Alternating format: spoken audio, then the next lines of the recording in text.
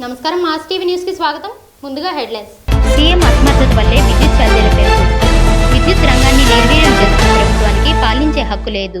Giddalur special enforcement bureau station పరిధిలో నాటుసారా తయారీ స్థావరంపై ఎస్ఈబీ దాడులు. మునిదేవునిపల్లి గ్రామ యువత మన సతీషన్న ఆధ్వర్యంలో నిరుపేద కుటుంబాలకు సాయం. పెదకూరపాడు నియోజకవర్గం స్థానిక సంస్థల ఎన్నికల్లో విజయం సాధించిన జడ్పీటీసీలు, ఎంపీటీసీలు, జిల్లా కోఆప్షన్ సభ్యులకు, వివిధ సంస్థల డైరెక్టర్ల అందరికీ క్రోసూరు వ్యవసాయ మార్కెట్ యార్డ్ నందు అభినందన సభ. ఇక డీటెయిల్స్ చూస్తే, అక్టోబర్ 31 వరకు రాష్ట్ర వ్యాప్తంగా టీడీపీ ఆందోళన కార్యక్రమాల అన్ని వర్గాల ప్రజలను మోసం, దగా చేస్తున్న ప్రభుత్వం మీడియా సమావేశంలో మాజీ మంత్రి దేవినేని ఉమ ముఖ్యమంత్రి అసమర్థత, చేతగానితనం వల్లే ప్రజలపై 36,000 కోట్ల విద్యుత్ ఛార్జీల భారం మోపారని మాజీ మంత్రి దేవినేని ఉమామహేశ్వరరావు విమర్శించారు. కొండపల్లి పట్టణంలో మంగళవారం ఏర్పాటు చేసిన మీడియా సమావేశంలో ఆయన మాట్లాడారు. పెంచిన విద్యుత్ ఛార్జీలు తగ్గించే వరకు ఉద్యమ స్ఫూర్తితో అక్టోబర్ 31 వరకు రాష్ట్ర వ్యాప్తంగా వివిధ రూపాల్లో ఆందోళన కార్యక్రమాలు నిర్వహించాలని టీడీపీ రాష్ట్ర కమిటీ నిర్ణయించిందన్నారు. అన్ని వర్గాలపై పడిన విద్యుత్ ఛార్జీల భారానికి వ్యతిరేకంగా నిర్వహించే ఆందోళన కార్యక్రమాలకు పార్టీ శ్రేణులు హాజరై విజయవంతం చేయాలని పిలుపునిచ్చారు. ఎన్నికల ముందు విద్యుత్ ఛార్జీలు పెంచబోమని హామీ ఇచ్చిన ముఖ్యమంత్రి 6 సార్లు విద్యుత్ ఛార్జీలు పెంచారని ఆరోపించారు. దుబారాను అరికడితే విద్యుత్ ఛార్జీలు పెంచే అవకాశం ఉండేది కాదన్నారు. విద్యుత్ రంగంలో తీసుకున్న తెలివి తక్కువ నిర్ణయాల వల్ల విద్యుత్ ఛార్జీలు పెరిగాయని విమర్శించారు. 36,102 కోట్ల రూపాయల విద్యుత్ భారంలో 11,200 కోట్లు పిండేశారన్నారు. 2020 ఫిబ్రవరిలో 26,000 కోట్ల ట్రూఅప్ ఛార్జీల భారం మోపారని, రెండో విడత 25,040 కోట్లు పెంచారని, మరో 25,000 కోట్ల అప్పుల భారం మోపారన్నారు. వైసీపీ ప్రభుత్వం అధికారంలోకి వచ్చిన నాటి నుంచి అన్ని వర్గాల ప్రజలు, కార్మికులు, రైతులను మోసం, దగా చేస్తుందని విమర్శించారు. వ్యవసాయ రంగాన్ని సంక్షోభంలోకి నెట్టేశారన్నారు. ఇంటి, నీటి, చెత్త తదితర పన్నులు విధించడమే కాకుండా ధరల ఛార్జీలు పెంచి దోచుకుంటుందని మండిపడ్డారు. మీ అసమర్థతకు ప్రజలు పన్నులు ఎందుకు కట్టాలని ప్రశ్నించారు. గత నెలలో మైలవరంలో జరిగిన రైతు కోసం తెలుగుదేశం కార్యక్రమం ప్రజల్లో చైతన్యాన్ని నింపిందని పేర్కొన్నారు. ఉద్యమ స్ఫూర్తితో విద్యుత్ ఛార్జీల పెంపుదలకు వ్యతిరేకంగా జరిగే ఆందోళన కార్యక్రమాల్లో ప్రజలను భాగస్వామ్యం చేస్తామని చెప్పారు. ఈ సమావేశంలో టీడీపీ కొండపల్లి మున్సిపాలిటీ నాయకులు Chuttukuduru Srinivasarao, Chennuboina Chittubabu, Chanumolu Narayana, Ramineni Rajasekhar, Dharanikota Vijayalakshmi, Sunkara Vishnukumar, M A Haider, Challa Venkatrao, Kothapalli Prakash, Chuttukuduru Vasu, Bhayya Ramoji, Veranki Kumar, R Mallela Parvathi, C H Vijaya తదితరులు పాల్గొన్నారు.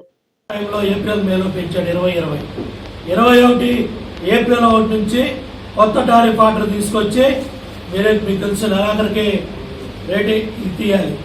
కానీ 30వ తారీఖు తీయాల్సిన రీడింగ్ 31వ తారీఖు తీయాల్సిన రీడింగ్ వచ్చే నెల 10వ తారీఖు దాకా రీడింగులు తీసి ఈ 30+10 40 రోజుల్లో ఆ రీడింగ్ని స్లాబ్లు మార్చి, అంటే 40 రోజులు కలపడం వల్ల 10 రోజులు కలపడం వల్ల 30 రోజులు 40 రోజులు అవటం వల్ల స్లాబ్ రేటు పెంచి అన్ని వర్గాల ప్రజలు, ఎస్సీ, ఎస్టీ, బీసీ, మైనార్టీ అన్ని వర్గాల ప్రజల మీద కూడా కంప్లీట్ అన్ని వర్గాల మీద కూడా భారం వేసి ఈ తెలివితేటలు చూపించి నీకే తెలివితేటలు ఉన్నాయని ఇటువంటి మోసాలు చేసి దగ్గర 2,600 కోట్లు వేశాడు ట్రూఅప్ ఛార్జెస్ అంటే.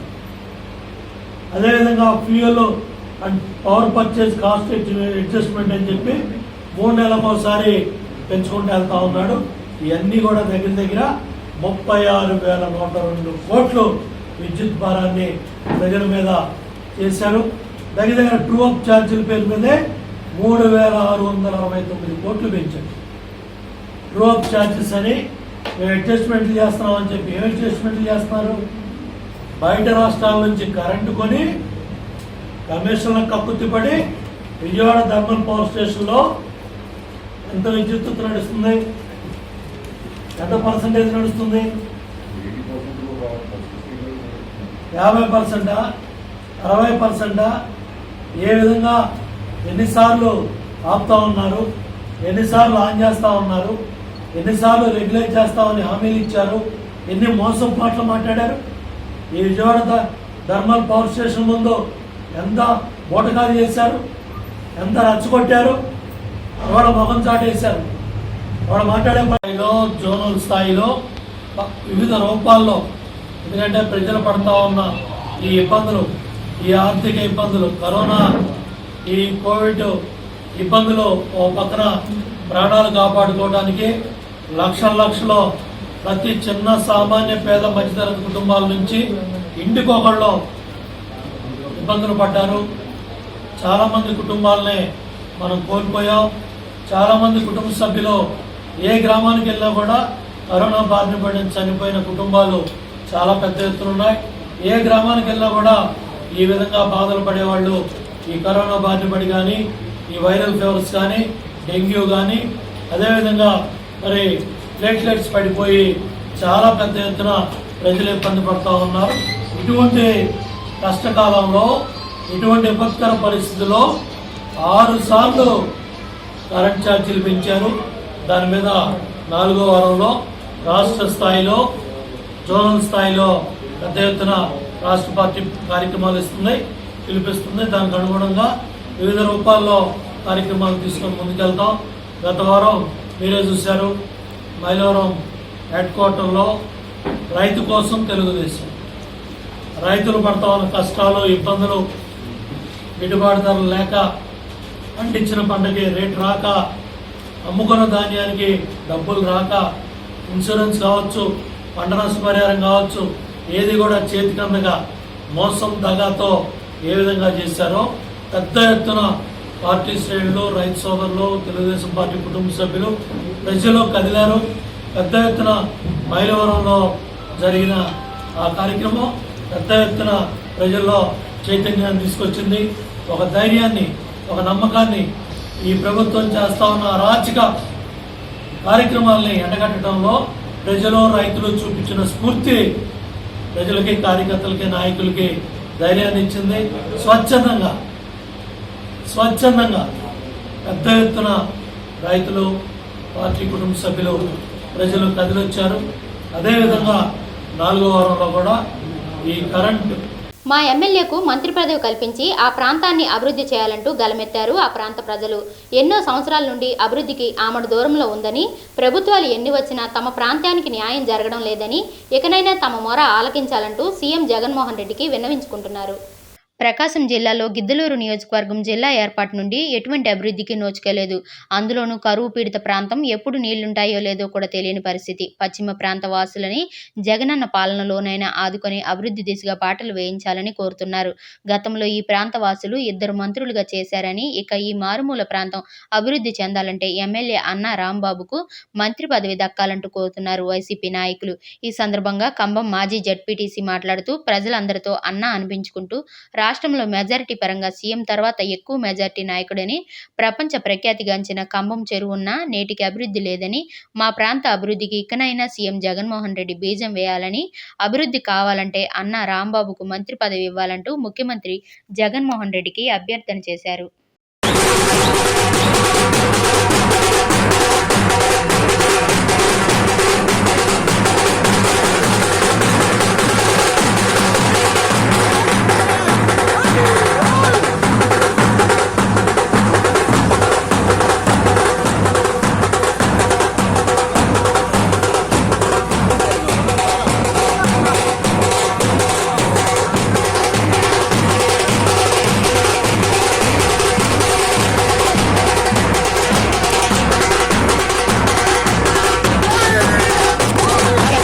నమస్తే, నా పేరు సయ్యద్ జాకీర్ హుస్సేన్, ఖమ్మం మాజీ జెడ్పీటీసీ.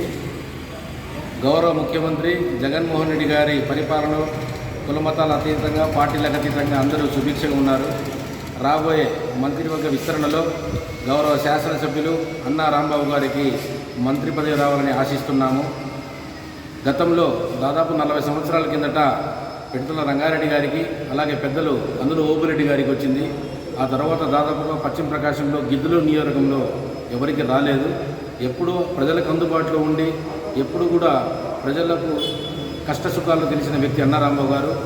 రాష్ట్రంలో 2వ మెజార్టీ సాధించి ఎప్పుడూ ప్రజల మన్ననలు పొందుతున్న మా నాయకులు అన్నా రాంబాబు గారికి ఖచ్చితంగా మంత్రివర్గం విస్తరణలో చోటు కల్పించాలని ఆ జగనన్నను వేడుకుంటున్నారు. ప్రజలపై పెనుభారం మోపే విధంగా 6 సార్లు విద్యుత్ ఛార్జీలు పెంచి విద్యుత్ రంగాన్ని పూర్తిగా నిర్వీర్యం చేస్తున్న వైసీపీ ప్రభుత్వానికి పాలించే హక్కు లేదని టీడీపీ నాయకులు అన్నారు.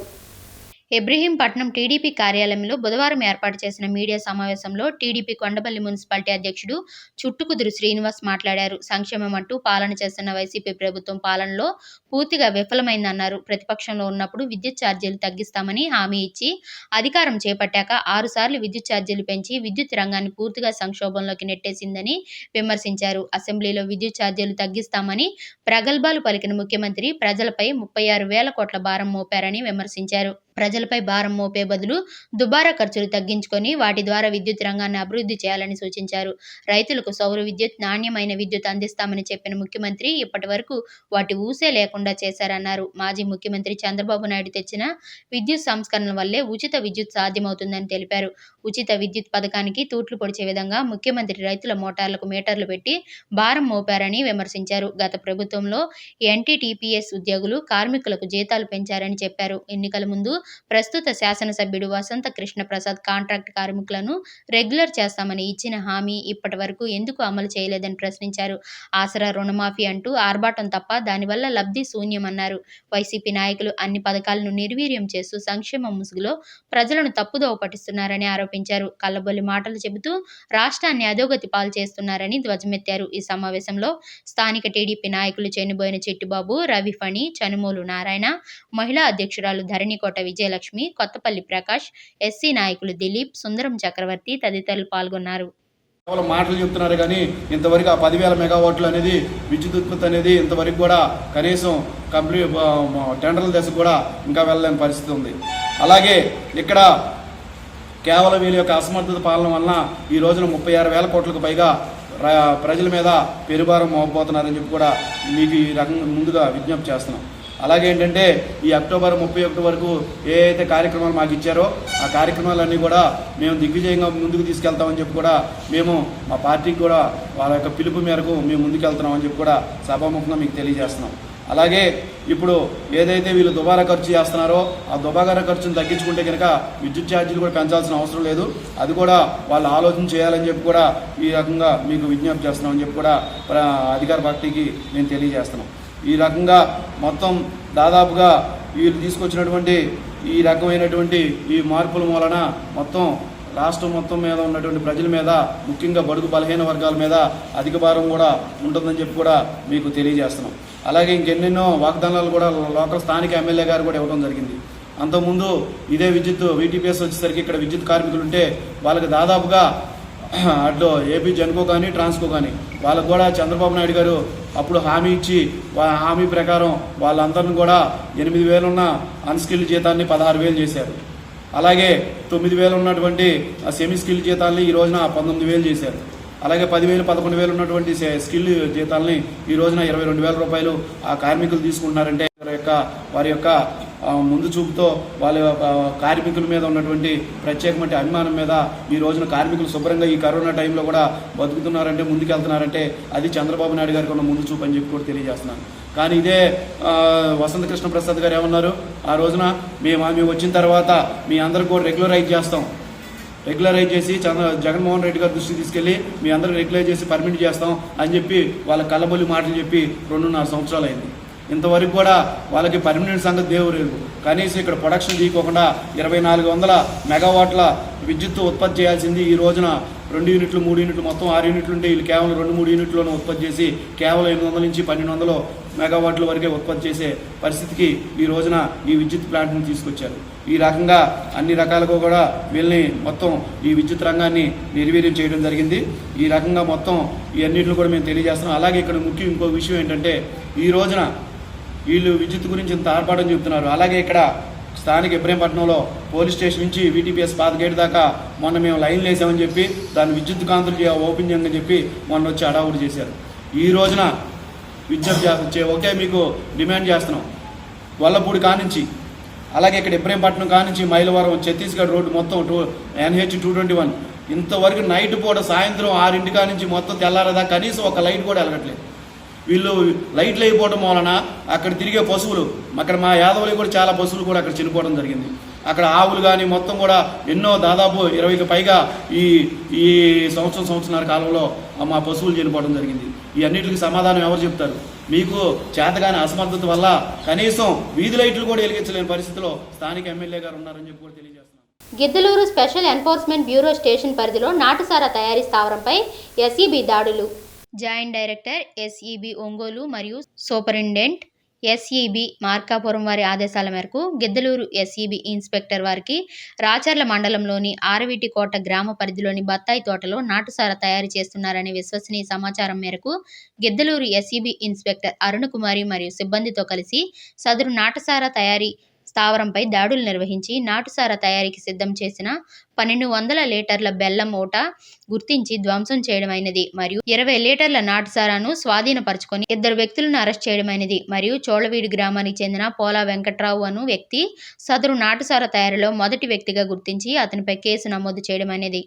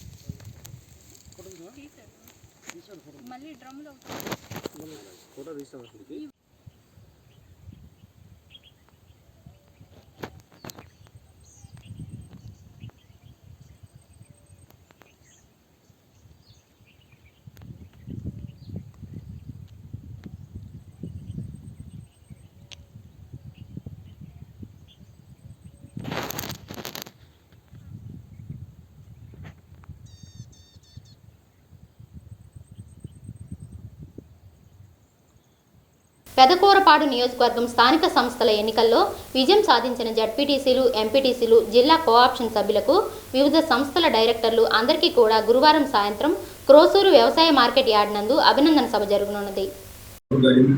అలాగే పార్టీ కోసం పనిచేసిన ప్రతి ఒక్కరు కూడా మరి విసిగి ఇచ్చిన పార్టీ నాకు తెలిసి రాజకీయాల్లో వైఎస్ఆర్ కాంగ్రెస్ పార్టీ మా నాయకుడు శంకర్రావు గారు రేపు ఎన్ని కూడా మీరు అందరూ మనసులో పెట్టుకొని రేపు సాయంత్రం జరగబోయే బహిరంగ సభ మరి విజయవంతం చేసి బైక్ ర్యాలీ కూడా మా ఎడబాయి గ్రామం నుండి రోజు మార్కెట్ యార్డ్ వరకు బైక్ ర్యాలీ కూడా భారీగా 2000 బైకులతోటి చేద్దామని మన ఆలోచన. మీ అందరూ కూడా తప్పకుండా పాల్గొని ఈ కార్యక్రమాన్ని విజయవంతం చేసి మన పార్టీ యొక్క భాగాన్ని మరోసారి మరి ప్రజల ముందు నిరూపించాలని చెప్పి కోరుకుంటున్నాను.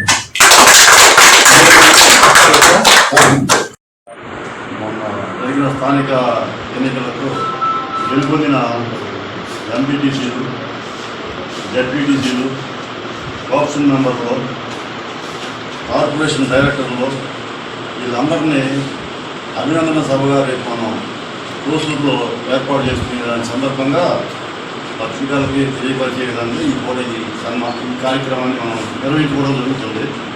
సంగారెడ్డి జిల్లా కొండాపూర్ మండల మునిదేవునిపల్లి గ్రామ యువత మన సతీష్ అన్న ఆధ్వర్యంలో నిరుపేద కుటుంబాలకు సాయపడడం జరుగుతుంది. సతీష్ అన్న చేసే సేవా కార్యక్రమాలకు ఆకర్షితులై సతీష్ అన్న మార్గంలో మేమందరం నడుస్తామంటున్న యువత ఇటీవల ఆత్మహత్యకు పాల్పడి మృతి చెందిన స్వర్గీయ ప్రవీణ్ గౌడ్కు ఆత్మకు శాంతి కలగాలని కోరుతూ పటాన్చెరు నియోజకవర్గ జర్నలిస్టులు కలిసి పటాన్చెరు ఎంపీపీ కార్యాలయం వద్ద ఘన నివాళులర్పించారు. ఈ సందర్భంగా పలువురు సీనియర్ జర్నలిస్టులు మాట్లాడుతూ పత్రికా రంగంలో ఒత్తిడులను భరించలేని స్థితిలో ఆర్థిక ఇబ్బందులతో ప్రవీణ్ గౌడ్ ఆత్మహత్యకు పాల్పడడం విచారకరమన్నారు.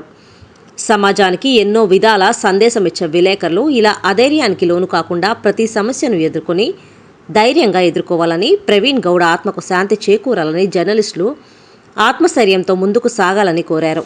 ఈ కార్యక్రమంలో పటాన్చెరు జర్నలిస్టు మిత్రులు యాదగిరి, శ్రీనివాస్ గౌడ్, మోటూరి నారాయణరావు, రాజ్ కుమార్ నరసింహాచారి, రాజు, బసవేశ్వర్, ఆంజనేయులు, నరేష్, రాజు, సంగమేష్, శివ తదితరులు పాల్గొన్నారు.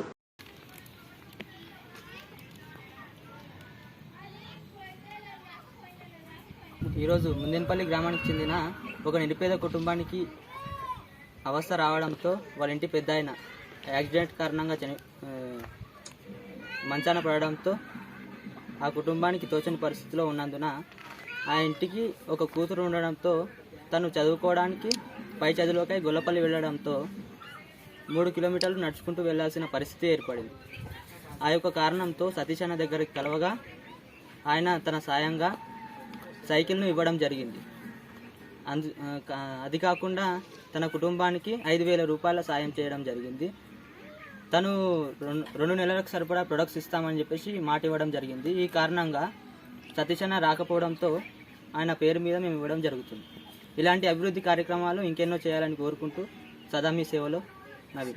తెలంగాణ రాష్ట్ర సమాచార హక్కు రక్షణ చట్టం 2005 తరపున కొమరం భీం ఆసిఫాబాద్ జిల్లా సిర్పూర్ టీ మండల కేంద్రంలో నియోజకవర్గ ఇన్ఛార్జ్ మహమ్మద్ కబీర్ అహ్మద్ ఆధ్వర్యంలో సిర్పూర్ టీ మండలంలో తహసీల్దార్ కార్యాలయంలో డిప్యూటీ తహసీల్దార్కు మరియు మండల అభివృద్ధి అధికారి రాజేశ్వర్కి సమాచార హక్కు చట్టం 2005 ఆర్టీఐ యాక్ట్ ప్రకారం మండల కేంద్రంలోని అన్ని ప్రభుత్వ అనుబంధ గ్రామస్థాయి కార్యాలయాల నుండి మండల కార్యాలయాల్లో 17వ జాతీయ ఆర్టీఐ యాక్ట్ వారోత్సవాలను ఈ రోజు నుండి 5 అక్టోబర్ 2021 నుండి 12 అక్టోబర్ 2021 వరకు అధికారికంగా నిర్వహించాలని వినతిపత్రం సమర్పించారు. అనంతరం నియోజకవర్గ అధ్యక్షుడు మాట్లాడుతూ నేషనల్ ఆర్టీఐ వీక్ శుభ సందర్భంగా పౌరులందరికీ సమాచార చట్టం ఉండి తీరుతుందని, నిర్ధారించే సెక్షన్ 3తో సహా అనేక సెక్షన్లు 120 రోజుల తర్వాత అమలు అవుతాయని సెక్షన్ 1 సూచించడంతో 2005 అక్టోబర్ 12న సమాచార హక్కు చట్టం 2005 ప్రజల చేతికి వచ్చిన ఈ సందర్భంగా 17వ జాతీయ ఆర్టీఐ యాక్ట్ వారోత్సవాల్లో భాగంగా 5 అక్టోబర్ 2021 నుండి 12 అక్టోబర్ 2021 వరకు అన్ని ప్రభుత్వ కార్యాలయాల్లో ఆర్టీఐ యాక్ట్ అవగాహన సదస్సులు, సమాచార హక్కు చట్టం ప్రాముఖ్యత మరియు సమాచార హక్కు చట్టాన్ని గ్రామంలో స్థిరంగా విస్తృతంగా ప్రచారం నిర్వహించడం కోసం భారత ప్రభుత్వం ద్వారా రాష్ట్ర సమాచార కమిషన్ ఆధ్వర్యంలో మండలంలో ఆర్టీఐ వారోత్సవాలు జరపడానికి వచ్చిన ఫండ్స్ లేదా ఏదైనా ఫండ్స్ను ఆర్టీఐ యాక్ట్ అవగాహన ప్రచార కార్యక్రమాల నిమిత్తం వినియోగించాలని, అలాగే ఆర్టీఐ యాక్ట్ సెక్షన్ 4 ప్రకారం ప్రతి సామాన్య పౌరులు సమాచారం పొందేందుకు వీలుగా సిర్పూర్ టీ మండలంలోని స్థాయి కార్యాలయాల నుండి మండల అధికారితో సహా అధికారి హోదా, ఫోన్ నెంబర్ ఏర్పాటు చేయగలరని, అదేవిధంగా ఆర్టీఐ యాక్ట్ 4 ప్రకారం ప్రతి కార్యాలయాల్లో కార్యాలయం యొక్క 17 అంశాలతో కూడిన స్వచ్ఛంద సమాచార వివరాలను పొందుపరచాలని, అలాగే జాతీయ రోడ్డు భద్రత, మానవ హక్కులు, మహిళా హక్కులు, బాలల హక్కులు తదితర జాతీయ దినోత్సవాలు, వారోత్సవాల మాదిరిగా ఆర్టీఐ యాక్ట్ జాతీయ వారోత్సవాలను కూడా అధికారికంగా ఘనంగా అమలు చేయాలని వినతిపత్రం సమర్పిస్తూ ఈ యొక్క కార్యక్రమంలో సిర్పూర్ టీ కమిటీ సభ్యులు, vice president Durgam Vasantharao, secretary Nandaji, joint secretary Prabhakar, M A Fazil, town president town Ejaz Ahmed Khan పాల్గొన్నారు. సమాచార హక్కు రక్షణ చట్టం తెలంగాణ రాష్ట్రం కమిటీ తరఫున ఈరోజు సమాచార హక్కు రక్షణ చట్టం సిర్పూర్ మండల కమిటీ ఆధ్వర్యంలో సమాచార హక్కు చట్టం 17వ జాతీయ ఆర్టీఐ వారోత్సవాలను మండలంలోని గ్రామ స్థాయి నుండి మండల స్థాయి వరకు ఉన్న ప్రభుత్వ అనుబంధ కార్యాలయాలలో అధికారికంగా నిర్వహించాలని మండల తహసీల్దార్ ఎంపీడీఓ గారికి వినతిపత్రం సమర్పిస్తూ పౌరులందరికీ సమాచార హక్కు చట్టం